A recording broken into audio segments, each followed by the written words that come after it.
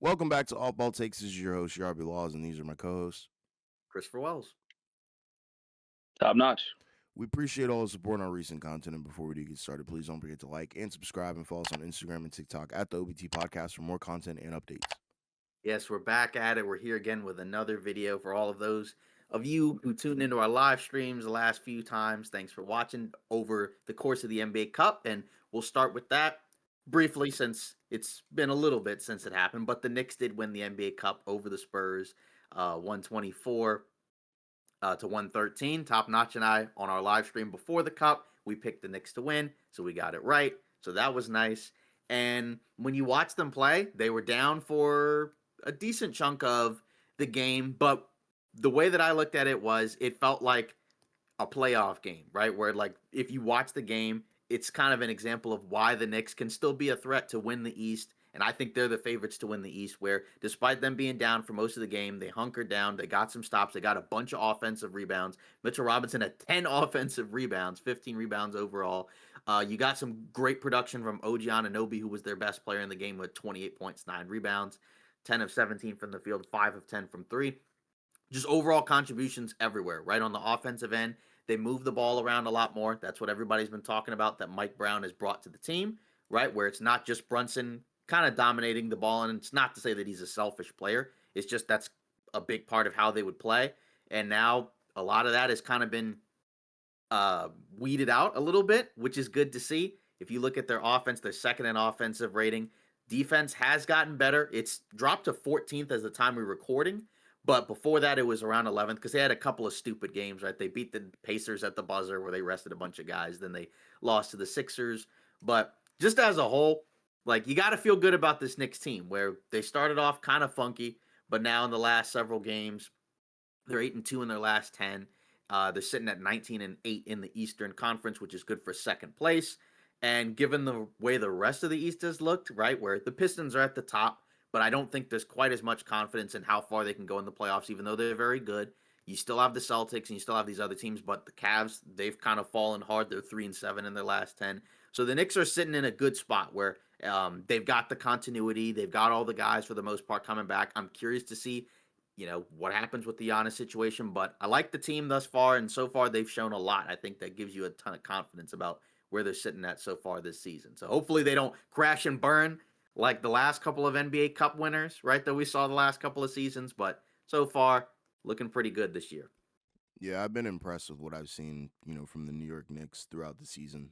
Like you said, very rocky start for them initially, right? There were a lot of questions because people thought they should be running away with the East, right? They should, be the number one team in the Eastern Conference. But thus far, I think, they've shown a little bit of adversity, right? They figured things out. There's a clear-cut number one. There's a clear-cut number two. And I think everybody has a clear defined role, even going down, the line all the way down to the bench, right? You have bench scorers like Jordan Clarkson. You have Mitchell Robinson, who's been playing a role. And I think he's honestly been one of the more crucial guys for this team, right? Offensive rebounds and second chance points and things of that nature. I think he's just been balling on a whole nother level, and he adds a little bit of grit, I think, outside of the starting lineup that, they think they've been lacking, recently, especially off the bench. So I think the additions that they made, like I said, with Jordan Clarkson, things like that, Jalen Brunson having a pretty good season, and then everybody else kind of, cohesively pulling it all together. I think this team has what it takes to definitely go on a run for sure, and the NBA Cup was just an example of that.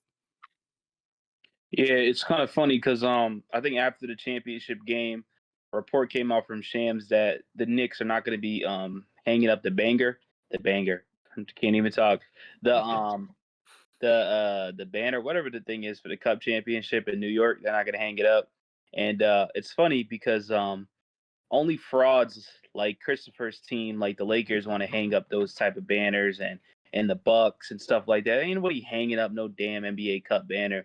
So I respect the Knicks for not doing that because they have a real good chance of winning the Eastern Conference, and we'll see what happens. If they can get to the finals, well, win the finals. But like I said, I like what they got. Obviously, a new coaching staff.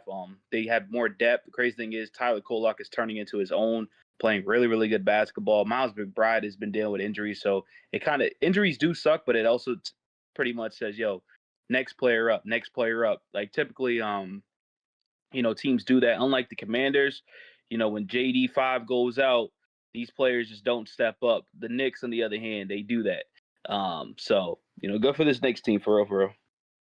Yeah, the banner thing that you mentioned is interesting, right? Because that reportedly came from James Dolan, right? Where apparently, like before the game, Mike Brown was talking about, like, yeah, we're going to win the game, we're going to hang the banner and all this other stuff. And then they decided not to do it, which is interesting. I mean, James Dolan, he's definitely one of the different owners around the league, but it is kind of a change. But it's just bizarre because, like, if you're Adam Silver, you're kind of like, what's going on here, right? Because, like, he's the guy that's taking the credit for the NBA Cup, right? And now you have a team who decided not to hang it. I think if you hadn't followed in a while, those two guys have had some differences, let's just say, in the last few years, right, in terms of how they handle their team, right? Because James Dolan, he's been a little bit more one of the more controversial owners or team governors, excuse me. But it is kind of a funny situation. So hopefully they can continue to build off of it. They're what 1-1 since the cup game, so we'll see what happens there. But I do like the look of the team, especially just when you look at all the combinations of the different guys. Cat actually, for example, he got hurt in the game, and he decided to come back in and gut it out, which was funny because it was Robinson who got them back into the game, along with Jordan Clarkson, who hit a couple threes. You had, as you mentioned, Tyler Kolek made some great passes. So I do like some of the options off the bench, right? The Yabusele signing, unfortunately, that has not worked out, but I am kind of curious to see because they can't really do a whole lot in terms of at the deadline and in terms of on the margin. So it kind of feels like they're probably going to stick with this group that they have. I don't know. Maybe they'll move one of the guys who doesn't play and maybe they'll just kind of bring in somebody else or just free up cap or something like that. But what do you guys think about all the Giannis stuff going on, right? Because in the offseason, right, that was the team that he's reportedly wanted to go to, the only team that he was thinking about. But now, right, obviously, since the last couple of times we spoke, we've had that stuff going on where he's going to meet with his agent and he's going to and they're going to try to figure out what they're going to do. He's kind of been trying to play both sides, but Mark Stein was kind of reporting that some of those teams, like in the West, right, Spurs, uh, Rockets, OKC, right, like they're not really going after Giannis. But what should the Knicks do? Should they just kind of stand pat with this team? Because this team, I think, is good enough to win the Eastern Conference. It's a question mark as to whether or not they can win the whole thing. But if you can get out of the conference, you got a chance. Yeah, they need to stick to their guns and stand pat for sure because I think they're coming off of an Eastern Conference Finals appearance, right? And I think that's nothing to really scoff at, and I think they can easily get right back there due to the fact that the East is a little bit weak, but at the same time, this team is there's something about it. I think the lineup it's there, right? We already know they were kind of constructed to beat Boston a little bit. You look at the wings, you look at the depth pieces, you look at the way they're constructed. That's for sure what they had in mind. But it's also a championship caliber team for sure. Obviously, the test is going to be whatever team is in the Western Conference for sure if they do get to the NBA Finals. But in the East, I really think they could take any team, to a 7-game series just based off of the starting lineup alone. Mm. So it's probably going to come down to depth pieces. I would probably just stick to their guns, don't change anything because, like I said, this is year 2. And we've already seen some pretty spectacular things out of year 1. So I think the sky is really the limit if they can just kind of figure things out. Yeah, there's no point of them making any type trades, Yeah. man. Their trades was Mikhail, OG, Carney Towns. Like those are the big moves, man. They don't need no Giannis, right? You trade for a player like Giannis mid-season, you're only going to you're taking a step back. It's going to take time for to get chemistry and stuff like that. So I like what the guy, and like you said, man, the East is terrible. Like it's Detroit and Knicks. Everybody else is trash. The Cavaliers suck. The Miami Heat suck. Everybody else just sucks. I mean, the Celtics are making they're winning games. Players are stepping up, cool. But if Tatum comes back, then maybe you have a question. But I still don't really, I don't really like their depth and deep playoff runs at the moment because they gave up pieces. But yeah, the East is just horrendous. So for the Knicks, you should be like, we're the best team in the league. We have the more experience over Detroit. Mind you, Knicks and Detroit played in this series last year, and believe it or not, I thought the Pistons they should have won that series. But Knicks won it, whatever. But yeah, stand still. I do think Detroit is kind of off top, but I do think Detroit does make a move, and also I think Giannis stands still. There's not a lot of teams like all the teams that he has been rumored to. don't need him. The teams that have all the pieces don't need him. OKC doesn't need him. The Spurs don't need him. The Miami Heat need him, but why would he go to Miami if they can't win a game right now, right? Then you look at I don't know the Atlanta Hawks because they got the young players and picks. I don't want to go to Atlanta. I'll tell you that. I don't think he want to go to Atlanta, right? So I think he stands still. I think the Bucks make little moves. They're gonna get a Zach LaVine. That's the first trade they're gonna get. They're gonna get a Zach LaVine. Then they're gonna get bounced down the first round. And then Giannis will be traded in the offseason. That's all. That's what's gonna happen with Giannis. And yeah. Yeah, and we'll, get into some of those rumors in a minute, but then I guess on the other end of the cup, right, you have the Spurs, right, where they ended up losing the game. I think a lot of people, because of the fact that they took out OKC in the previous matchup, that was a great game. And they were probably, I think, kind of looked at as, all right, well, now they got to win the cup because they just took out the best team in the league. So let's see what they do. And it just kind of looked like where if it's a playoff series, it kind of feels like that something like this could probably happen where you just kind of get in the fourth quarter, just some rough performances from a couple of guys, at least on the offensive end, right? Wemby didn't have an overly dominant game. I think after the game, he had mentioned that he had lost someone in his family in like a post-game interview. So, yeah, hopefully everything's okay there. But just in general, like you watch them play and it's like, oh, wow, this is still a really good team, even though they lost, right? Because you look at the depth, you look at all the young players, you got Castle, you have Harper, you have Vassell, of course, Wemby. And this is still a very deep, talented team, very athletic. The 3-point shooting, it kind of tapered off in the fourth quarter because, a lot of their best play was really in the first half. And then the Knicks kind of took over in the fourth quarter. But I still really do like the Spurs team. And I was wrong because I picked the under on them going into the season just because I thought it'd be kind of a clunky fit with all the guys. Wasn't quite sure what they would look like whenever Wemby was out. Wasn't sure how many games he would play, but they were rolling while Wemby was out. A lot of their young guys like Castle's been fantastic in year two. I was high on the Fox Wemby pairing, but even then, like Fox has been great. I know coming into that championship cup game, he mentioned that this is the best or the most efficient year of his career. It's not wrong, shooting almost 50% from the field and 38% from three. So that'll get it done, I would say.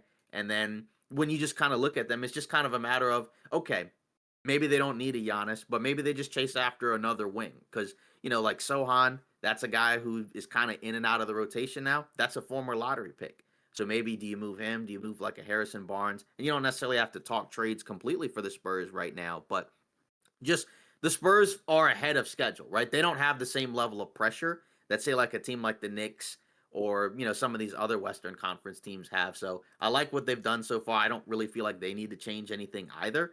And they're right now, I think they're the 2 seed in the Western Conference. Of course, it's all jumbled together, but they look like they're going to finish as like a somewhere around 50 wins and a top 6 seed. So gotta tip my hat to them because I was definitely off about that one. Yeah, shout out Can to we? what's up? Go ahead. Yeah, I just want to have a conversation because we don't bring them up often. The Cavaliers either got to blow it up or something got to happen. This team is bad. No, seriously. Like, how do you go from the number 1 seed to being one of the worst? Not literally the worst, but being a very bad team. If Donovan Mitchell does not have a good game, they cannot win a game. They got to figure out what do they do with Darius Garland and what do they do with Jared Allen. Their depth is awful. Like, their depth is just not stepping up. I think this is going to sound cruel. Lonzo Ball's career is done and over with. I agree. I thought this was a great addition. I thought he was replacing Ty Jerome, and I like his defense. I like his playmaking ability. He's capable of hitting a 3-pointer, right? Like, he can hit shots. But he's been awful. Max Strus can't stay healthy. DeAndre Hunter, I'm hearing he's possibly going to be traded. Like, what's going on with this team, Khristopher, that you think, can they fix it? Can they turn it around? Is it just a simple trade? Like we talk, I think Evan Mobley's injured, so the injuries are a big factor. But even when everybody's healthy, they're still not winning games. I mean, there's not really a whole lot they can do. They're a second apron team, so they can't really aggregate salaries. So all they can really do is either make a move to get under the second apron, then they can do things, or they'd have to break it up and trade one of their guys. I just don't think they're really going to do that because, Garland, he's been playing better. But what's the likelihood that you're going to get something really, really good for them right now? I think they don't really have much of a choice but to stand pat, hope and pray they can get healthy, and then kind of see where it goes from there. Because I mean, they still have a lot of talent, but it just hasn't worked this year. And like you said, they're not as deep. They have had injuries, but that's not a great excuse because a lot of other teams have had injuries as well, and they've kind of been able to hold it down or at least stay somewhat afloat. So it just looks like they're not going to have a similar type of year as last year, and they're probably set up to be one of the most disappointing teams in the league, right? Like the Clippers would be there as well, but like you mentioned, the Cavs were a 60+ win team, right? And now they're in the play-in basically, right? And it's still close. So if they could rattle off a few wins, they could kind of get things back under control. But offensively, it all looks bad, and like they've lost the last couple of games to the Bulls. Like I mentioned, they're 3-7 in their last 10. Some of the worst losses I've seen from some of these top tier teams. Like they lost to the Hornets in overtime. I already mentioned 2 losses to the Bulls. They lost to the Warriors in a game where they sat all their guys. Just like you mentioned, Ball hasn't shot the ball well. He's shooting under 30%, I think, in every category. It's not great. It's not looking great for them. But I think that I don't think they're gonna do anything. I think they're just gonna stand pat. Maybe they trade one of the bench guys, but I don't think there's really a whole lot they can do when you're in the second apron. You're kind of stuck. I know what they can do. Trade What's that? Donovan Mitchell to the Miami Heat. That's what they. Nah, but realistically though, I'm starting to feel bad for Donovan Mitchell, and I'm gonna tell you why. He's been on very good teams, but they can never get over the hump. I mean, the Utah Jazz teams, right? Number one seeds can't get over the hump. Is he just cursed or what? Because like they were number one seed last year, they can't get over the hump, right? They beat a bad Miami Heat team, and then they got exposed by Indiana. Next year, Indiana is only going to get better, right? Like they're going to be healthy next year. They're going to try to make a move for a center. So it's just like what? Like this team is just it's cooked. They're cooked. So it's like you got you got to get rid of Jared Allen. You got to get rid of Garland. One of those. And like you said though, like you're probably not going to get an upgrade over Garland. But since the CBA rules here, you need to get under that tax. So you might have to take some L in some type of way to fix his team Right. in a year or so. So I don't know. I just felt like you know, just bring that up real quick because you can't be the number one seed and now you're what ninth, 10. Like it's just bad. Yeah, like there's not a whole lot you can do, like because again, like they're a second apron team, and they're in that tier where okay, you could salary dump a couple of these guys, but you still would need to get under the apron even more because then if you need to use money to sign guys to roster spots, then you're still kind of in the spot of oh well, you're at that apron, so you can't really do that. So like I said, that's why I think that they probably don't really have much of a choice but to just kind of run it. I think Sham said that Mitchell and think it was Mobley or untouchable, which I guess those are your 2 best players, so makes sense. But yeah, I like I said, I just think that they just stand pat. And it's probably just going to be a very underwhelming, disappointing season because I took the over on them too, and I think it was around what 56 wins or so. Doesn't look like they're going to hit that. I mean, it doesn't look like it right now, in my opinion. Yeah, I feel like they lost their identity. I don't know. Maybe I just haven't watched a whole lot of Cavs games, but I have noticed they aren't The winning. offense stinks. Yeah, they aren't winning their winnable games, right? Like it, right? Like Top Notch said, like Yeah, the offense is literally Donovan Mitchell or nothing, right? And it's not his yeah, fault, right? It's literally not his fault. He's doing the best he can. right, He's yeah, averaging 30 on pretty decent numbers for a usage rate that high. yeah, So shout out to him, but yeah, outside of that, you're not really getting anything else. Darius Garland fell off a cliff, in terms of his efficiency, but yeah, the identity is just gone. And like last year, they were so good offensively, right? So lethal from so many different standpoints. Ball movement, it was crazy, but this year there's just nothing really going for them. And I think the shakeup of losing Ty Jerome being worse off the bench, and then other guys not really stepping up. I think it's just a culmination of things, and it's not a team. It's not team basketball yeah. Pacers might have broken them. for real though. Yeah. So I guess if we want to, I guess we'll shift to I guess we'll try to shift to some of these what do you do type teams, I guess eventually, right? But we'll start off and we'll mention that also the Spurs beat Oklahoma City where they're 8-2 in their last 10. And I believe they lost to the Spurs in the cup, and then they had a back to back where they beat the Clippers, and then the second night of the back to back they lost to Minnesota, right? Where that was a great game where it looked like a classic OKC game where in the first quarter they just throw a punch and the other team just kind of falls flat on its face, just falls over. Right, Chris Finch gets tossed because he felt like the officiating was unfair. But Minnesota gave him a battle, right? They were able to stick around. They never really were completely out of it, and then they took the lead in the second half. And then it was back and forth in the fourth quarter where OKC comes back, and then Ant basically takes the game over, right? Both on both ends of the floor. He gets a chase down block on SGA, hits a step back three, and then gets the final stop where he's guarding SGA 1-on-1. And to me, I know, we've talked about, because we were talking about it before we got on, right? About like, they quote unquote haven't looked the same since J Dub's come back, because they've lost, 2 games since he's come back. I think it's more so just for me personally, like, I think it's just kind of a readjustment to getting the guy back in the lineup. But I think it says a little bit more about Minnesota, just in the sense of where it kind of feels like they're starting to get back on track, 8-2 in their last 10. Now they've started to get some wins against some of these better teams, right, which they were having some real trouble against. And this is a huge game, right? Because they talked about it going into the game where they treated this as a big game, playoff game of sorts.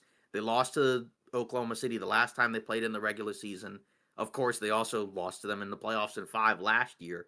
So you watch them, and a guy like Bones Highland is a difference maker, just a reclamation project, just kind of wild. And it's an example of they just need another guy that can come in and can just create some offense, generate some good possession. So it's not just Ant and Randall running into brick walls every single time, because it gets kind of rough when they don't really have anybody else. And Conley was out in that game. Dillingham made some nice passes, so good to see that. Great for him. But just in general, that's kind of what I'm curious about in terms of both of these teams, because like the Wolves, they're a team where I think we took the under on them, but I had them as a tier 2 going into the season because I still felt like, well, they've been to the conference finals back-to-back years. It's still a really good team, even though I don't really feel like they got better, right? Some of their individual players have leveled up. Like Ant has been great. McDaniels has been great this season. Wasn't amazing in that game, but just in general, he's been very good. Leveled up offensively in a way that we talked about a few years back. So still a lot to like about the Minnesota team. I still do, like I said, I still feel like they need another guy. Don't know if it's Bones. Don't know if it's Dillingham. May not be either, but just it's kind of a reminder of, oh yeah, when they have some other guys who can just help them out and knock down some shots because the bench has been terrible, right? Naz Reid, I think they mentioned in the broadcast, accounts for almost half of the bench points, right? And like, yeah, you're not going to score 60 bench points as a team, but just the fact that one guy, right, who's like around, what is he, like 14, 15 points a game, accounts for almost, the vast majority of your, well, not quite, but a big chunk of your bench points. Just having another guy out there, it's a reminder. Like they missed Nickeil Alexander-Walker, which we kind of knew would happen anyways. I mean, he's been honestly a lot better than even I expected for Atlanta. But just in general, it's just a reminder of like the Wolves are close, right? Like I don't really feel confident that they could beat OKC in a 7-game series with this roster. But I do feel like if they could just get, like Houston, if they can get another perimeter guy in there that can just help them get some good possessions offensively, they'd have a shot, right? Like, I mean, I wouldn't feel, whereas like right now, I still wouldn't feel great about it. But at the very least, like just watching them go back and forth, it was a great game. And it's still a reminder of like, hey, guys, like the Wolves may have taken a step back technically in terms of the roster, but like they're still good. This is still a really good team in here. And they got off to an ugly start, and the defense has been better because their defense was horrible to begin the season. But now they've gotten that under control. And they've gotten some of the crunch time performances under control as well. Although they had just come into this game losing to Memphis, who was kind of down a bunch of guys, but still. Yeah, shout out to the Timberwolves. I think this is a team that I'm pretty high on, but I have to acknowledge that they do have a limit. I don't think that they can get out of the Western Conference. There's no shot. I love Ant-Man. I love his game. I love what he brings to, the table, especially in games like this, right? We know he's a riser, especially, in the clutch like that. And shout out to the Timberwolves defense, right? In this game, I think, their late game defense is really what won it, on top of the fact that, Ant is a bona fide closer. But there are still glaring issues, right? And honestly, it's not even really like anything it's not the player's fault. I'm gonna be real. It's the way that it's constructed, right? Like Dante DiVincenzo is a great compliment, I think, to Julius Randle, and Ant-Man. Just not, I think, what you would want ideally, if Ant is running the one or Dante's running the one, right? Like, I just feel like you'd want a little bit more table setting. Because I think DiVincenzo's a good scorer, but at the same time, he doesn't necessarily bring, I think, a super versatile bag, I guess, that you would want alongside a guy like Ant. So that's kind of my concern, if you want me to be real. I think Naz Reid is great, but I'm expecting more from Terrence Shannon Jr. I'm expecting more from Rob Dillingham. In my opinion, I think Rob Dillingham is cooked. I don't know what's wrong with him, but somebody's lying about something, because I've seen, a lot of comparisons to him around, players that are supposed to be listed at his height or whatever, right? Like, he's listed at what, like 6'2"? Yeah, I don't know if that guy is even 5'11". I'm gonna be so real. He looks very small. That's what I'm saying. Like, compared to like guys like De'Aaron Fox, who are, like listed 6'2", 6'3", right? He looks at least 3 inches shorter. So somebody's lying about Rob Dillingham, and that's probably why he's not getting a whole lot of PT. And when he does, it's not necessarily the greatest, right? But shout out to Bones, like you said, him having, some moments where he's just kind of sparking threes and, giving them the lead and stuff like that. It's pretty good, because I think they need, difference makers. They don't necessarily have, I think, an X factor off the bench, or, even really in the starting lineup, where you can kind of just say, yeah, that guy right there is like going to be the automatic difference maker night in, night out. You're kind of just relying on Anthony Edwards and Julius Randle to kind of backpack, alongside some great performances from Jaden McDaniels. But that's not enough to get past Oklahoma City in a 7-game series. It's great that they got this one win, but let's keep in mind here that, Oklahoma City only has 3 losses on the season. Let's not overreact. You know what I mean? Yeah. Well, I'm gonna take back my words I said a couple streams ago when it was just me and Khristopher. And I'll be honest with you, man. I got Minnesota winning the Western Conference. The reason why I got Minnesota winning the Western Conference is because they're gonna belief? Huh? No more Houston belief? Nah, man. Listen, the problem with Houston at this point is, bro, Houston, they don't trust Kevin Durant to take the last shot no more. It's always Sengun. And it's just like I don't understand it. Like there's no way you're giving the Sengun over Kevin Durant every single time, bro. It's just dumb at this point. You know what I mean? Which I will say, Houston got a big win against Denver. Yeah. Now I'm going Minnesota. I just love Ant. Like, not even on some glazing stuff, dog. Ant's just a dog. Ant reminds me of like us, like just like YNs, bro. He's a YN for yo. Coach Finch, whatever. Yo, he gets kicked out the game, and it's like, yo, I love that, man. Like, I just love that team over there. I really do, and it's like they've been to the Western Conference Finals back-to-back years. Let's not forget that. You know what I mean? And like they had bad point guard play. Like Mike Conley hasn't necessarily been great. He's worse, but he hasn't been great throughout the years. You know what I mean? And so obviously they had Nikhil, which does help, and Nikhil's hooping in Atlanta.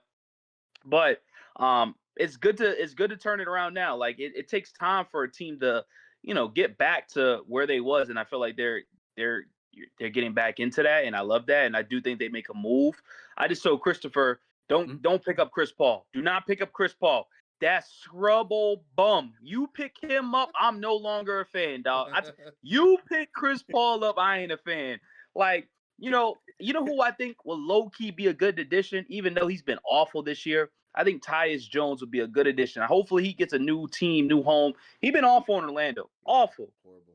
But I think that would be a good guard, realistic guard, right? Like, Russell Westbrook. I ain't bringing Brody. Come on, that's my dog. I just say, but yeah, I really like this team though. And is it tough to beat OKC in 7-game series? Of course, yes. Because OKC has the defense to slow down Ant. We've seen it in the postseason, right? We've seen Julius Randle have 2 good rounds, and then when you needed him the most, he shrinked, right? We've seen that. I'm just going with the logic is like, yo, is OKC really gonna go back to back? Like, something has to happen. Like, and I'm not rooting for them, against them, right? But like, something doesn't it feel like something just has to happen, bro? OKC is like, there's no way they just go 79-3 and then they just blew everybody out in the post. Like, something's gonna happen. I don't know what it is. Well, but yeah. I mean, my pick going into the season was an OKC. It's just I couldn't really come up with a lot of great basketball reasons. It's more so just like, well, last couple of times that I picked the defending champs to win, didn't really work out necessarily that way. So, I think Denver made some improvements there. And like Minnesota, I think that defensively in that game, you see the reasons for why they could give OKC some problems because you have to make it a half court game, right? Where it kind of becomes, all right, SGA, please bail us out, right? And it kind of becomes a struggle for some of those other guys where for many different parts of the game, they look great. And then right at the end, when the defense kind of tightens up, it's a little bit more of a problem for some of those guys, right? SGA can do it, but it can't necessarily be always just him bailing them out. It worked against Indiana for a couple of those games, but that's kind of the key, I guess, defensively. And you also need some size, which Minnesota has. You need some playmakers, some additional ball handling. That's the part where I feel like Minnesota falls a little bit short, just because I'm just, if they're going into the playoffs with this roster, that means that I need Bones Highland or Rob Dillingham to have a really good series against Oklahoma City. That's where it gets a little bit tricky. And I don't know what their plan is at the deadline. Like, I would imagine they're going to be buyers because their team is good. And I don't think they're so far away that they have no shot of beating Oklahoma City. But I do think that it would be tough just because of, like Yarby mentioned, the construction of their roster in certain spots is a little bit funky to where, you are going to have to bank on some guys leveling up that, I don't know. I know Ant can, but he can't do it alone necessarily, right? Because even against OKC last year, like they did a good job of limiting him for a decent amount in that series. They kind of forced him into more so playing the point, making reads, kicking it out to shooters, and like some of those guys hit big shots, but it just wasn't enough. SGA is a little bit further along in terms of his path than Ant, right? Just because Ant's still a young guy figuring things out. So I do like the Wolves team, and I felt like going into the season that they were probably going to be a little bit more underrated just because they didn't really improve relative to the rest of the West. I just think it's going to be really difficult for them. Even that game three, not game 1 and 3, but going up bucket, that was a contested three that OKC forced on Ant, and he just made that tough shot. And that's what OKC does to you. They force tough shots, but Ant's just that guy. You know what I mean? Yeah. And like, He's a tough shot maker. Yeah, he's a tough shot maker for sure. And he says, listen, I wasn't passing on the ball. I wasn't tying that. I was going for the lead. And that's the type of behavior you like from your superstar guy. But yeah, looking forward to see what they do in the during the trade deadline season, because trade season is here. Mm-hmm. Yeah. And I guess, we might as well kind of mention like some of these teams, right, that are kind of in different spots, say from like OKC could not do anything and they'd be perfectly fine, right? Like, Minnesota probably needs to do something, but they're not necessarily stuck. So we should probably look, since we're getting closer to trade season, like with some of these teams, what do you do? So let's kind of start, I guess. We'll start off in the Western Conference, right? So we'll kind of look at, some of the teams in that lower tier of the Western Conference, the lower half. So I guess we'll kind of work our way. Should we work our way up or down? Should we start from the bottom or go up or go down? Guess we'll start. Let's start with Golden State, since we'll work our way down. All right, so they're the 8th seed currently. You want to start from 1 through 8? You said what? You want to start 1 through 8, or you want to go from all Oh teams? no, I just meant like we'll start from like the lower half of the Western Conference bracket and kind of work our way down, right? Because some of the teams, like we don't need to talk about like what do you do if you're Sacramento, because like they don't really factor into the contender. But but they do though, because they have players that will be traded. Fair enough, but that's the answer. Just trade guys. But if you're looking at Golden State, what do you do, right? So right now they're sitting at the 8th seed. They were 9 earlier today, but I think Memphis just lost to the Wizards, right? Because they had a bunch of guys out. So they're sitting right now at the 8th seed. It looks like they're about to pick up a win against Phoenix because they had just lost 3 in a row. They're playing 2 games against the Suns, but right now they're sitting at 13 and 15, probably getting ready to be 14 and 15. I don't think this is how you would have expected the season to start off if you're that team, right? Because I know, at least for me, I took the over. I liked their offseason. I didn't look at them as a championship team, but I did think that they'd be better. I know they had a stupid schedule at the beginning of the year. I know they had some injuries, but just watching them play the last few games, it just doesn't look great. And like I said, they can get this win over the Suns, but right now they're still going to be below 500. and they're going to have a lot of work to do if they want to get out of the play-in, right? Because right now, I mean, of course, if the playoffs were today, I guess if they got out of the play-in, maybe they could play the Spurs, but I don't know if that's going to hold necessarily, right? Because like the doomsday scenario is if it's OKC and Denver 1 and 2, because I don't think anybody who comes out of the play-in could survive either of those teams. But I mean, you have Kuminga, so we know they have to trade him. But what do you really do? Because Chris Haynes the other day, he mentioned that they're looking for an athletic big with some size, and he mentioned names like Gafford, Robert Williams, Nick Claxton. But you probably would also feel like they may need a little bit more skill and size and shooting on the wings. I don't know if you can really go for both unless you kind of try to go budget for one of them. But what do they really do? Because, Lacob is kind of at a point where is he going to be willing to trade all these picks for a team that probably doesn't realistically have a real shot at winning it all anyways? Or do you actually just go all in and just kind of say, screw it, let's just go for one last run? Because they feel like they may be kind of stuck. I mean, I thought the window was closed a couple seasons ago anyways. It looked like it briefly opened back up when they got Butler, but what do they do? What should they do? Yeah, I don't Or are know. they just stuck? Look at the bench. I think the bench is the problem for me. I'm not, too impressed with the guys that they have, coming off the bench. Obviously, Kuminga, freaking D&Ps. You have Pods, not a huge Pods guy. Pat Spencer, okay. D'Anthony Melton, I don't think has necessarily worked out. Buddy Hield, too streaky, right? It's just a lot of inconsistencies, and I think that's the problem, right? Like, you have great Steph performances. He's having, a pretty solid season. You have good Jimmy performances as well. Like, the starting five is okay, right? Even like a guy like Moses Moody, and I wasn't even high on him last year. I think he's been pretty solid this year, but um, I think you've got to find a way to bolster up the bench a bit, and I just don't know where you're going to get that because I feel like if you try and package any of those guys that are on the team right now playing for your bench, you might be screwed. Like you're going to get diminishing returns, and I don't know if that's the play right now. So, and even the guys like you were talking about that were mentioned, in terms of bigs. I mean, like Gafford would be cool as a lob threat, Claxton too, but I just don't know what they would give up to get those guys, and especially would those teams bite on that? Because I feel like they don't have a whole lot of assets outside of their picks. Listen, I'm laughing in joy, man, because this is what happens when you trade for Jimmy Butler. This is what happens when you trade for Jimmy Butler. Jimmy Butler made this team worse, and I don't care what anybody says. He wants all the money in the world and half asses throughout the regular season. He played 10 bad games and played 5 good games. You can't rely on a superstar like that. Curry has been injured. You think your second guy is supposed to step up in Jimmy? He couldn't do it in the postseason, can't do it in the regular season.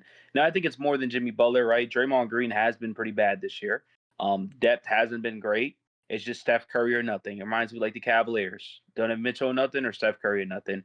And then also Steve Kerr is, I think, the most overrated coach in the game. I really do.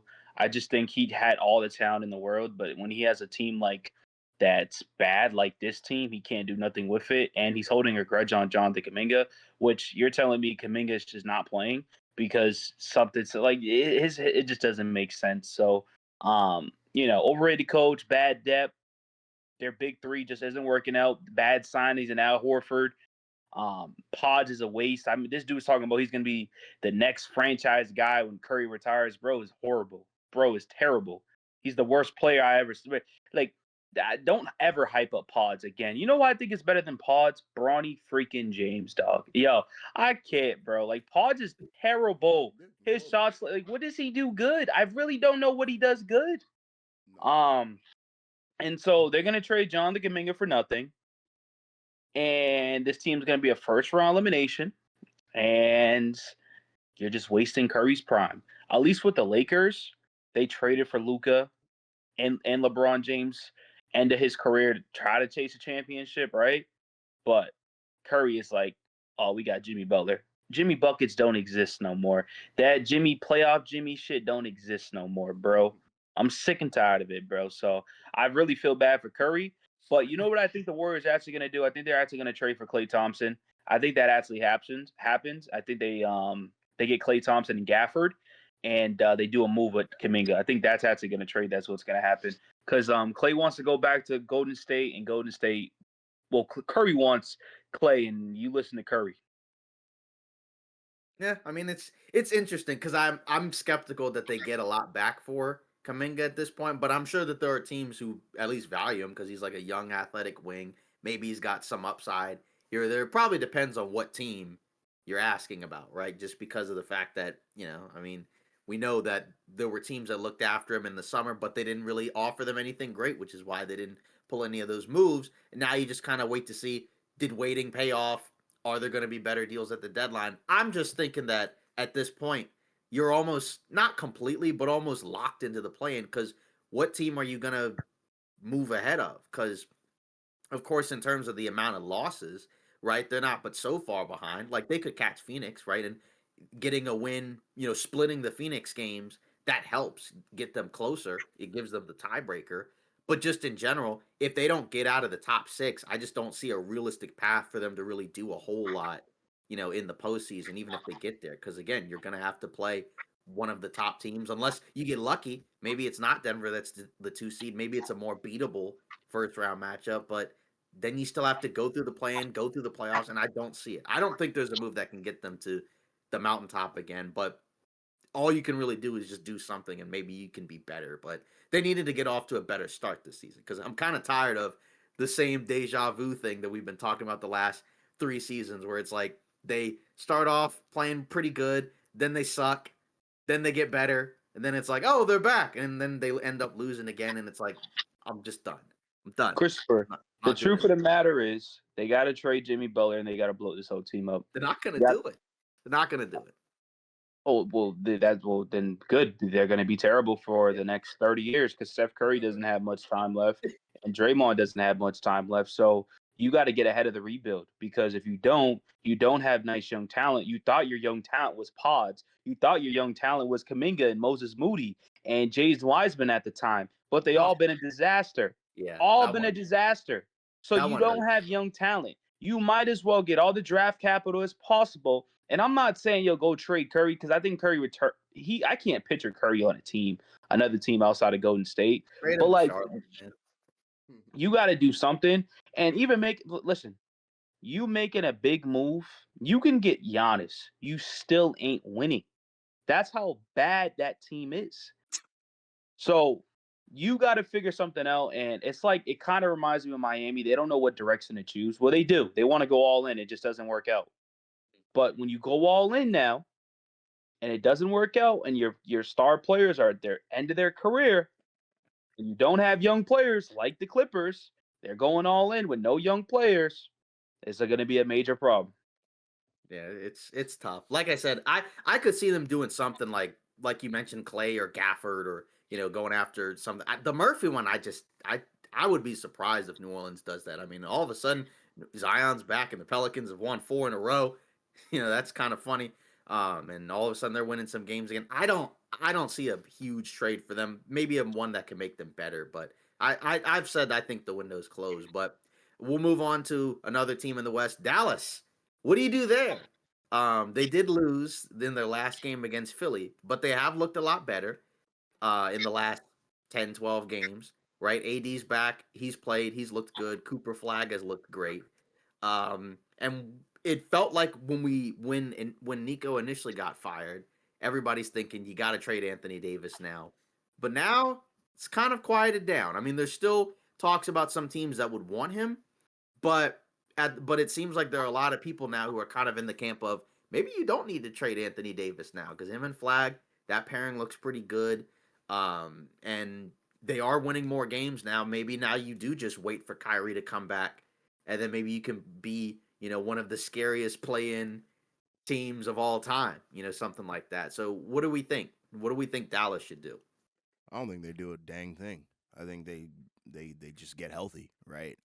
And I think yeah, I think they keep everybody, and I think well, yeah, maybe not everybody, but specifically Anthony Davis, right? And I think with the return of Kyrie, that'll kind of push some of the negativity out of the door, right? Then you won't have useless D'Lo minutes, right? So, and guys have filled the void on that team, right? Like Ryan Nembhard, I think he's been pretty good. While other guards have kind of cycled in and out. So shout out to him. And yeah, Cooper Flag's finding his own. and Anthony Davis seems to be, finding his footing here and there. So, yeah, I think you kind of just wait for Kai to come back, and I think that'll be a little bit of a difference maker, right? You don't want to put too much pressure on that, and there's probably going to be no expectations with that, but still, I think Mhm. they'll look a lot better when you have another concrete offensive option outside of AD and Cooper Flag, especially at the guard position. Yeah. Shout out to Flag because he's been balling. He's got Yeah, had 42 in a game. Yeah, it's wild. Which just he's been averaging like 20 a game the last several games. So It's wild. Yeah, now Cooper Flag is easily rookie of the year. That conversation is pretty much dead. But I like what Dallas is doing, man. I actually do think they make a move. I think they actually trade. They get off the Klay Thompson contract. They got to find a way to get rid of D'Lo. D'Lo's a waste. He's a scrub. He's a bum. No matter what team he's on, never been good. Besides Brooklyn, and that's because there's no expectations over there. All they can do is dance and laugh. Freaking. So it's just like I think they find a way to get rid of those two guys. I think they get rid of Gafford if they like the deal. If they don't like the deal, they keep him just because of the fact that Derek Lively's out for the year. So you're going to be extremely small without Gafford. But if you're getting 1-2 first round picks somehow, some way, because teams get desperate, you're gonna trade him. And it's only going to be better for them for the future and stuff like that. So I think they're going to be a tough playing team for sure because Kyrie Irving, Anthony Davis, Cooper Flag, Ryan Nembhard. You still got the PJ Washingtons and stuff like that. Najee Marshall has been awful. Wouldn't be surprised if they find a way to get off that deal, or that contract, whatever. But overall, I like what they got. yeah, it's wild how that conversation is gone because for a while, because like I said, when Nico was initially fired, we were all like, all right, time to trade AD, and now it's flipped where now they're winning games, and it's like now you got to keep him, unless like you said, maybe you get like a really good deal because they're desperate, but no real need to do it now because I mean they're the 12 seed, but they're not very far from. They're just like a couple stretches away from like, oh, now we can be in the play-in and we'll see if they can do any damage in there. But Clippers don't really feel like we have to say a whole lot about that. I don't know what they do, but I don't think there's anything they can do. They're 6-21. I think top notch. He mentioned the other day that the Brooklyn Nets have more wins than them, so I don't really think there's a whole lot. Actually, the Wizards have one less win than the Clippers now since they got the win over the Grizzlies. So not looking great for them. Like I said, I don't know what they do. We'll see if they get punished or not, but I don't really feel like we need to say. Listen, no. I Okay. just heard Ty Lue just came out and said, "Man, we're gonna finish the season 35-20." You can't even win 10 games. What are we talking about? You're gonna finish the season 35-20. And the craziest report, and I hope this is false. Yo, we're not trading everybody because when Derrick Jones Jr. comes back, we're gonna be fine. If you're relying on Derrick Jones Jr., bro, y'all got a problem. Like, no, seriously, like y'all got a problem. Before it was we need James and Kawhi. Now it's James and Kawhi is hooping, but now we just need Derrick Jones Jr. This team's a joke. It's pathetic. Everybody on that roster needs to be traded. Ty Lue needs to be fired. Steve Ballmer needs to go. The whole roster needs to be resetted. GM, head, everything needs to go. That is an awful season, and I love what Yarby says, man. That's the funniest thing I ever said. It's an old pickup truck, dog. And it's just like, bro, it's terrible. They might be even worse than that at this point. Would you trade Zubac? You trade Zubac if you're getting 2 first-round picks, yes. Okay. Trade everything. Yeah, I don't think anybody trades for Kawhi though. No. But Kawhi has been solid though. Yeah, I think it's too much of a. I think for those teams, it's too much of a risk. Because if you're the Clippers, given everything that they gave up to get Paul George and Kawhi, you can't all of a sudden just be like, all right, we're trading Kawhi for, I don't know, let's say he goes to Portland or not Portland, Detroit. You can't just be like, all right, we're trading Kawhi for like Tobias Harris and stuff. Like no, that can't happen. Like I don't think he gets moved. You trade James Harden? It's kind of like what you said about Zubac. Like, I mean, if a team is gonna give up good stuff, like in terms of picks to go get him, sure, why not? Because I mean, what are you gonna do with this team? I mean, like, are they gonna be much better next year? Probably not. Because like you mentioned, they don't really have any young guys that you're kind of thinking, all right, these are some core guys that could be moved up a role. So if somebody's gonna offer, then yeah, but I don't know what team that is. I don't know if there's an obvious team out there. And that pick is going to Oklahoma City, bro. Right. I can't Yeah. So believe if they it, keep losing games, it's one of the top guys, DeBonsta, Peterson, Boozer, whomever you want, bro. you know, That's unless so unless the scary. draft, unless somebody steps in and takes the old envelope things or whatever, and then it's like, nope, you're not getting the number one pick, unless that It's happens. I don't know, crazy. because yeah, record wise, they're not doing so hot. So, but it's kind of funny. We didn't think we'd talk a ton about them, but we did. Um, but I guess now we'll move on to the East, right? Atlanta is kind of a team to mention because they are 4-6 in their last 10 games. Trey Young came back. Not necessarily the reason they're losing games. They were losing games before he came back. Multiple games, as a matter of fact. And then in the last game against the Spurs, he didn't play at all, and they lost by 40. So that wasn't necessarily great. Um, Porzingis now is sick. The illness I guess he had last year is back. It's back in full force, unfortunately. He's going to be out for a little while. And I think him being out now, you don't really have as much depth. And it's just not looking too great for them. And you do wonder, hold on a second, the Pelicans are on a 4-game win streak. Maybe that pick won't be quite as good as we thought it would be. So now you kind of do wonder, if you're the Hawks, do you have more pressure to trade that pick that they possess to go out and get some more immediate help?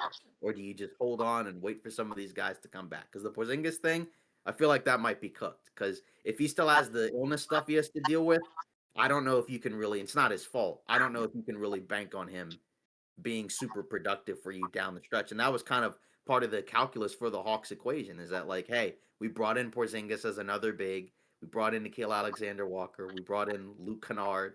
But like in the last several games, it's like some of these guys that are playing are guys where it's like, I don't necessarily want these guys playing like but so many minutes, in important games, right? Where it's like Veet Krejci, Huh. Keaton Wallace, Asa Newell. Like it's gotten kind of rough as of late, without some of those guys. Dyson Daniels has been a little bit underwhelming this year. Risa Shea hasn't necessarily taken the year 2 leap that I think you would have wanted. So what should they do? Like, should they be under more pressure to trade that pick and get somebody else, maybe like an AD, or we've all mentioned Giannis, or do they just kind of just chill and just kind of hang out because everything's cool? I think they keep that pick. I think they're probably gonna shift their focus maybe around the deadline to Jalen Johnson, right? That's the guy Mhm. who's been balling out. He's pretty much Ben Simmons with a jump shot, like prime Ben Simmons with a jump shot. The dude is a freaking monster. I love it, right? He's super Yeah. efficient. He can do everything on both ends of the floor. Shout out to him. That's your best Mhm. player. Trey Young, I don't know what happened, but it seems like he's fallen off a cliff in terms of the efficiency. I can't stay on the floor, and he gets freaking targeted on the defensive end. So I don't even think you can really build around him at this point, with the team as currently constructed, right? So, and it's funny because you would think in theory, right? You have Dyson Daniels, you have Zachary Ricochet. Those are pretty good defenders, you, systematically, you should be able to mask that. But I don't know. They just can't really figure anything out. But Jalen Johnson is the guy. He's the truth. So I would keep that pick. I have no faith in New Orleans whatsoever in terms of winning games, right? I think they're going to continue to drop them at some point. Nice little 4-game win streak, but nah, it's not real. So I think they do have to cut their losses with Porzingis, but you do have a Kongwu, so it's not the end of the world. But this Hawks team has been thoroughly disappointing, I think, throughout the season, but they have a lot of individual talent and individual performances that I've liked thus far throughout the Mhm. season. Trade everyone, build off Jalen Johnson. There we go. Simple. I agree. Yeah, I do wonder what they do, just because we all kind of thought that they'd be a dark horse team, and they've just been eh. They've just been kind of mediocre. But like I said, I think that Porzingis being out, and all the other stuff going that comes with it just hasn't really helped. But that's why you got him for nothing. So it's not like you gave up a ton to get him. And worst case scenario, he's a big expiring contract that maybe you could turn into something else, right? But if you're the other team, are you okay with just like, oh, we're gonna get a expiring contract Porzingis, as probably the main part of our return? Like say, just because people have mentioned AD for Atlanta, like is Dallas gonna be like, yay, we got Porzingis back plus stuff for AD? Like, no, probably not doing that. So that's where I do kind of wonder, what do the Hawks explore? Just because like the East, based off of how it looks, it's not like that they're it's not like there's a super team like OKC out there, but I think you would have liked to have gotten off to a better start through the first now 30 games. It's not like we're 10, 15 games in. We're almost halfway through the season at this point. So, yeah, they've definitely been disappointing thus far. So, I don't know what they do. I don't know, cuz like the Trae Young thing, I don't know. I mean, they obviously they were not going to give him an extension now. If anything happens, it's not until the summer. But what's the market for him, right? Like that's kind of what everybody's been talking about. Where it's like, oh, him, LaMelo, Ja, they're kind of all in the same boat. So if they get traded, they're getting traded for one another. Yay! Like, are we doing that? Like, if we're Atlanta, are we swapping Trae Young for LaMelo Ball or Ja? Are we doing that? You like that? Yeah, like no, I don't think so. So that's why they probably just use the Porzingis deal as as a get out of jail free card, do whatever they do. But yeah, I think it's just going to be disappointing. But like you said, Jalen Johnson has been one of the lone bright spots. Like and that was a guy that we were super high on. Sucked that he got hurt last year, but he's been great. Just like you mentioned, Ben Simmons, if he could actually shoot, which yeah, it's kind of even hard to look at it in that manner. But yeah, he's been awesome. Yeah. So it Bomb. just really disappointing. Yeah. Yeah. What do you think of what do you think of Dyson Daniels this year? Like, do you feel like he's been kind of just or is it because like this season he's shooting 14% from three Yeah, he through sucks. 29 games. Yeah, through 29 games, and a big part of his progression last year. Of course, we know he's a great defender, but offensively, it looked like he figured things out. Now he's still shooting really well on twos, but that 3-point shot, that's he's taking less of them and he's making less of them. That's a problem. So, I mean, I'm not trying to blame it on one guy. And like I said, Shea, I'm gonna be honest, I didn't have him mocked as the number one pick. Uh, looking okay so far, Yeah. but regardless, if those guys could be better, and then they could, but like defensively, that's the problem. Is like even without Trae Young, the defense recently has still not been great. It was really good initially while he was out, but it's just kind of fallen off of a cliff, and I just don't really know how you really fix that. But like I said, I think if you had a healthy Porzingis, that would probably be it. But I can't bank on it, and that's why you can't really bank on him. But like I said, nice that they got him for what, Terrence Mann and basically nothing. But I think that's the guy where I would probably move him, and like you said, just a Kung Wu, just move him into the starting five and then just kind of work your way up from there and just hope and pray. Just hope and pray. Yeah, I don't know what happened to Dyson Daniels, but his number one weapon on the offensive side, or at least his tool was to be Yeah. able to freaking shoot, right? And that Yeah. added a lot of versatility for that team, right? Being able to space the floor. That's why I think people were so hyped about the additions that they made, coming into this season. Everybody thought that, oh yeah, this is the perfect team for Trae Young. Jalen Johnson's going to flourish. Part of that has happened, right? Johnson has flourished, but nothing else has really panned out. And I think, Yeah. if Shea could do a little bit more on the ball, that'd be nice. I think off the ball, he's got that. He's one of the better players off the ball, and I'll give him that. And that's coming from a guy who's a Shea hater. That guy sucks, in my opinion. But at the end of the day, bro, I'll give him his credit. He knows how to find his spots off the ball. But when he has the ball, I'm disgusted. Same with Dyson Daniels, right? And I'm a Dyson Daniels supporter. Been that way since he got drafted. But to see the regression from the three-point line is disgusting. And defensively, he's been okay. Not as good as last year. But my goodness, I don't know what happened to Atlanta. They have so many bright spots, like Nickeil Alexander-Walker. That's a great addition. Jalen Johnson, his progression has been amazing. But it's like everything's taken a step back, and Trae Young can't stay on the floor. Yeah. Did you remember the Frank Mason the third quote? What was that? Yeah, he's a guard from Kansas. And he was asked about the Risha thing, and he said played this young guy in France this past season. No way he's the number one pick in the NBA draft. LOL. But I guess this is a real quote. Yeah. This isn't a Centel thing. This is a real quote from a real player. But not trying to just dogpile on him. But Bro. yeah, it just yeah. Who's in that draft class again? Sarr. So that was the one where it was Risha, Sarr, Castle, Reed Shepard, Klingon, all those guys. That was the draft class from a year ago that everybody was like, and there's hidden gems in there though, bro. Klingon, Stephon Castle, Sarr. But Reese O'Shea is Dillingham. not good. Yeah, Dillingham is garbage too. I mean, like I get it. Everybody likes him because of OTE and whatever he did at where was it, Kentucky, whatever. Kentucky, yeah. I mean, it's cool, but like, bro, like with Dillingham, I don't want to make it a Dillingham conversation, but bro, let's be real. He's a freshman that didn't even start on Kentucky, and he got drafted that high. There was something wrong from the start. I'm just gonna be real, but that draft is all over the place, and Reese O'Shea, yeah. Dude, he didn't even have confidence in himself, right? Like, what was his quote? It was something about, like, he got here and he was like, now I'm just a normal dude. It's like, what are you talking about, bro? You're the number one pick. Have some strength, some confidence. Yeah, in yourself, bro. I remember one of our shorts. We were like, yeah, this draft class is amazing, and it's amazing in some ways, but there's some talent, bro. Don't get me wrong. Like, I love Castle, I love Reed, I love freaking Alex Sarr, but I don't know, man. Klingen too. He's dope. Post. We should do a redraft. I don't even think you can. I'm gonna be so early. It's so early, but like, I mean, Sarr goes like, number one, bro. You got Sarr, Castle, and Shepard. I mean, that's it. Everything else is done. You can't do anything else. Yeah, like would Klingen be higher? Would Edey be higher? Not really. Well, Zach Edey, no, but Zach Edey has been hooping though if he's not hurt, and I don't like Edey. Now he's hurt. I don't like Edey. I think he's awful, but he has been hooping, and he's a big staple for that defense. Yeah, for sure.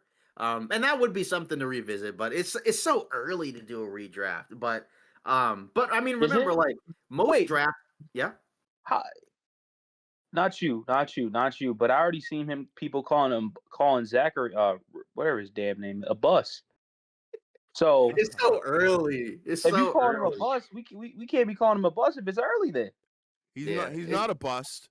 I think he's not a number one pick. I can tell you that. Yeah, I think because when I did my mock draft, I did not feel like he was the best player in the draft, but we knew he would go number one because it's like, oh, the Hawks need another wing. He's like you mentioned, an off-ball guy. He can shoot. He's a decent athlete. Okay.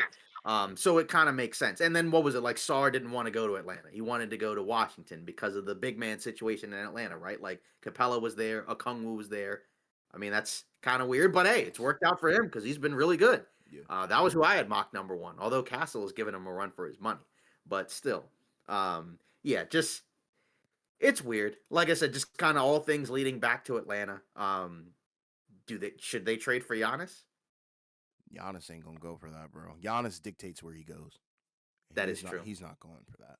Yeah, and now with Chris Haynes, he has the reporting about the Bucks, where that's where the Zach LaVine thing came in, right? Where they're, I guess, and other people have kind of mentioned like they look like they're gonna be buyers. I mean, they're 11-17, 3-7 in their last 10. Giannis is out. I don't know when he's coming back. I mean, it's still probably at least a couple weeks away. It really depends because honestly, like if he's still a few weeks out and then they're sitting like 10 games below 500, it's like why even bother? Because I mean, at that point you're just basically digging a deeper hole with your team. Like, do they have any tradable picks left?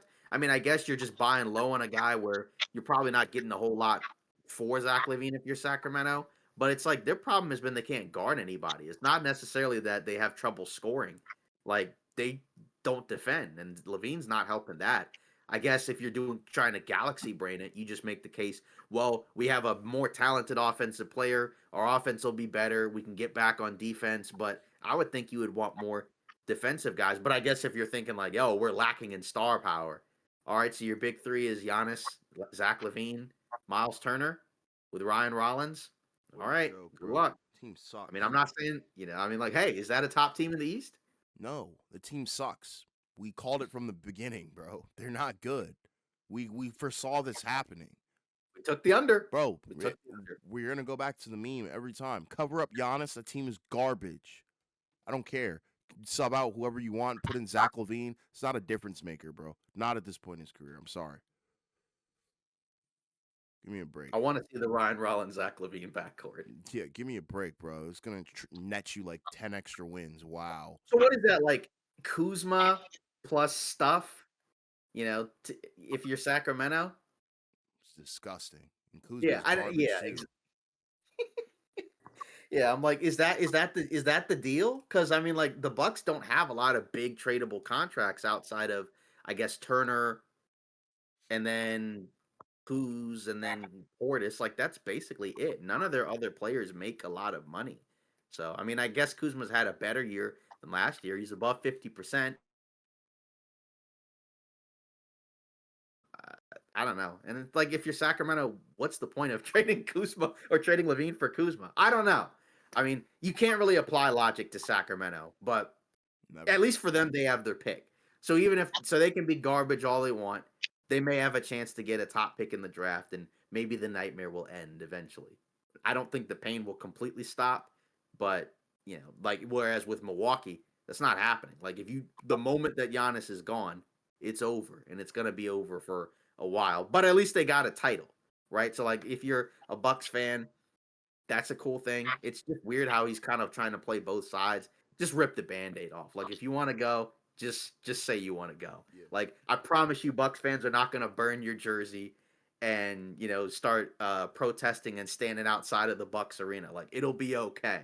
You'll get cheers when you go back to the Bucks arena. You're not getting booed. You're a hero there. I think. I But, agree. maybe I'm wrong. I agree. Yeah. So, do we think that the Bucks should actually go be buyers, or do we think that they should just rip, or do we think that they should just trade Giannis in the middle of the night? I guess they can't really do anything unless Giannis says so. But like, if they're smart, if they were actually smart, what should they do? Should they actually just go out and get Levine, and just say the East isn't that great? Let's see if we can, get Levine, check ball with our big three versus your big three. That's what they're probably gonna do. I mean, honestly, bro, we talked about this. I think, I don't know, a while ago, but Yeah. I'm under the impression that they have missed their window on getting a solid return for Giannis. I think no matter what, wherever he goes, it's not going to be what they need. It's definitely not going to be what they want. Especially assets wise, I don't know who is going to come up with anything that's like spectacular, and it's definitely not going Yeah. to be anything close to a 1-to-1. And honestly, I think Giannis's value has depreciated from a couple of years ago. Obviously, that makes sense because there has been some injury concerns and things of that nature. But the guy is a hooper regardless, so it doesn't really matter, I guess, from that perspective. But yeah, I just feel like his value is a little bit depreciated, and they're probably gonna feel that whenever the trade hits. Kaminga, Jimmy, and Picks. Send it in. Jeez, yeah, I don't know who Yeah. would do So that. then I guess to kind of round it out, before we close it out, the Boston Celtics. What should they do? They are 17-11. They're 7-3 in their last 10. They started off mediocre. This is another team that I was wrong about, where I'm pretty sure I took the under. I thought that this was going to be a gap year. They lost half their bigs, half their team. Didn't even have Jason Tatum, and couldn't have been more wrong, right? Jaylen Brown's been a superstar. A lot of their supporting cast players have played well. Neemias Queta has been really good. Jordan Walsh has been leveled up, resurrected after not really being a real factor the first couple years of his career. Now Garbage he's man. starting and being just a complete pest defensively, one of the best that I've seen so far this year. So that's really impressive. And you do kind of wonder now, do they turn into buyers, right? Like, Tatum, everybody's kind of thinking that at some point he's going to be back. I mean, I don't think they should rush him back, but, we'll see if he gets cleared. But should they approach this year as a buyer? Like, is there something, can they even get something really good to bring in? What should it even be? Because, they've been looking really good. And, Jaylen Brown, it's not like he's just putting up, it's just he's just taking more shots and making more shots. Like, no, he's been efficient. He's added to his game. And he's leading the team, right? Because again, it's not easy to just lose one of your best players and still stay afloat, but they've managed to do it, in an Eastern Conference that's been kind of muddied up, and they've had a lot of signature wins against many of the other best teams in the East. I still wouldn't pick them to win the East unless I saw Tatum come back and actually be Jason Tatum. I mean, with the way Browns played, you could allow for a little bit of leeway. But I think if I were actually to pick them in the East, I would need to see them make some type of move to be better, and I would need to see Tatum be as close as possible to his prior injury self. But they look good, and you can't really take that away from them. Like I said, it's a team that I was wrong about, so for sure. Listen, shout out to Jaylen Brown because he's been putting on his best Jason Yep. Tatum impression. Like, dude, Yes. this guy's been balling. He's reminding people why he was a former Finals MVP, Mhm. former NBA champion. Yep. And with that, the team should do absolutely nothing. They're balling. They're 17-11. There's no need to make a move. You don't want to drastically change anything, especially if you really want to hold on to the fact that Tatum could return for the playoffs. The playoffs are right there within reach for them for sure. They're a top 3 seed in a weak Eastern Conference. I think they go out there and see what they could do in a 7-game series. And I think with Jaylen Brown at the helm, Mm. very possible that they get out of the first round. That's all I'm going to say, right? Like they have Yeah. certain pieces that I think are good as well, like Peyton Pritchard, solid as well. But if you really are banking on Tatum coming back, don't do a thing. Stand pat. Yeah, no, I agree. I like what the Celtics got going for themselves right now. I actually think this year was kind of like a blessing in disguise, just because of the fact that you get to see other players play that wasn't really cracking the rotation last year, and like a Jordan Walsh, like Kate is getting more minutes and stuff like that. Peyton Pritchard, you're seeing him a little bit more full time. Jaylen Brown is looking like a superstar player. People are finally putting respect on his name and stuff like that. So I like what Boston got going for themselves. I think they make like a low key move, nothing crazy. Maybe trade like Chris Boucher, something like that. But um, yeah, I don't think they're gonna win the championship anyways this year. I think they reload next season. But uh, I don't even think you bring back Tatum. I think Tatum's just trying to rush the injury, and rushing injuries can be really bad. Yeah, that's where I do kind of wonder, do they, I don't think like they're gonna rush him back like months early. Like I don't think we would even get any reports of him potentially coming back until at least like January at the earliest, right? So, but I do wonder. They have the Simons contract, so they could move that, turn that into something. That's kind of what we thought when they first traded for him. He's kind of been up and down. He's given them some offense at different points, but I mean, they're winning a lot of these games with their offense, right? Like they've been one of the top offensive teams. They're not turning the ball over, which is funny because I remember, the seasons before they won the championship, that was one of their biggest problems where they would just have these long stretches where they couldn't score. They would turn the ball over a ton and it was ugly, right? And they kind of figured that out and just leveled up their team, the year they won the title. But yeah, they're third in offensive rating. And that's been their calling card. They are 17th in defensive rating, so they haven't been quite as good on the defensive end, but just in general. And they're also not playing like at a crazy fast pace. They're actually dead last in terms of pace. So they're playing a little bit differently than I would have expected. But just in general, they do look pretty good, especially compared to the rest of these Eastern Conference teams. Like I'm with you, with both of you. I don't think that they do any drastic moves. I think, maybe you move one of the guys on the roster and kind of swap somebody and bring someone else in and then get ready to level up in the summer. Because I think going into next offseason, Tatum coming back with, summer and rest and rehab under his belt, leveled up Jaylen Brown, you could really make some noise in the Eastern Conference again, right? Because, when they were healthy, they were still one of the best teams in the East, although now it's a different group of guys. Just wild, because like I said, I thought that they would struggle with all those bigs gone, but most of those bigs, I mean, just it's interesting. Cornette's been really good for the Spurs, but Horford, the less said about him, the better. Not really looked all that great. And then Porzingis has just been really sick, so can't really do much about that. But just kind of wild, right? Boston's had a lot of guys where they just kind of moved on from them, and they just have not been the same, mostly health wise. But Jaylen Brown, shout out to him because he's been great. Like I said, we thought he'd be good, but he's legitimately been like an All NBA guy this year. Like I think when it's all said and done, I think he'll be on that list again this year because he had a career year, the title year. Then last year he took a step back, but all those concerns are gone now. So now I guess we'll close it out uh, like we usually do. When we talk about comments and polls and quote unquote questions and concerns, right? And our last poll, which was a while ago, we asked the question of will Giannis be traded before the deadline? 100% of responses said yes. I don't know. I mean, if he's just going to kind of be wishy washy about it, I mean, going into the season, my thought process was probably not until the summer. So I guess I'll stand by it and not, change my thought process. But I don't know. If they keep losing games, I mean, it's gonna get pretty loud, I would think. So, I mean, I would say like the next month or so is a decent amount of pressure to not completely fall out of the picture while Giannis is out. But I'll stick with it. But it's getting weird now. It's getting, as Giannis would say, a little freaky now. Yeah, I think he's probably gonna get traded. Think so? Yeah, I At this just point, yeah, it feels different now. It's yeah, just it's hard to ignore. exactly. The noise is too loud at this point. The team is not good, and now you're Yeah, hearing Zach Levine as a right. name. It's like, all right, what are we doing, guys? Like, Smoke screen. yeah, I think it's over. Yeah. Yeah, I think gets traded eventually.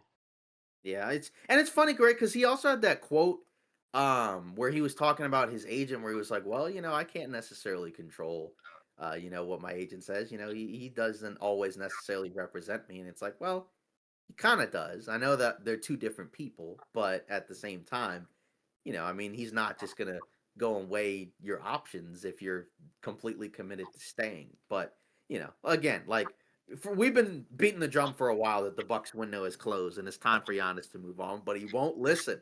He won't. He's not. He hasn't done it yet. So and again, it'd be great if he could stay in Milwaukee. I just don't think that they. I think they've just run out of moves. I mean, like they've done a lot to try to make the team better and try to keep him happy, right? I mean, they've brought in different coaches, they've brought in different players. It just nothing's really worked out, since the year they won the title. They've also had a bunch of injuries as well, and sometimes a window closes, right? Because nothing lasts forever. It's very rare to have a team that can be a champion, that can be in championship mode for 7+ years. Like that just doesn't normally happen, right? Not everybody can be like the Warriors, where you basically have like a 10-year stretch where you're in the conversation pretty much almost every year. That's not the norm. So, and it may not be the norm at this point with the CBA. Like you may just have a very short window, other than maybe a few of these young teams that are coming up. So now I guess that pretty much takes care of today's episode of Off Ball Takes. We appreciate all the support. We appreciate everybody who came out to the live streams, because we, got some conversations and some chats in there as well. As usual, if you want to follow us, go to @the OBT podcast for more content and updates. Also, continue to like and subscribe, help the channel grow. We appreciate all the support. See you next episode.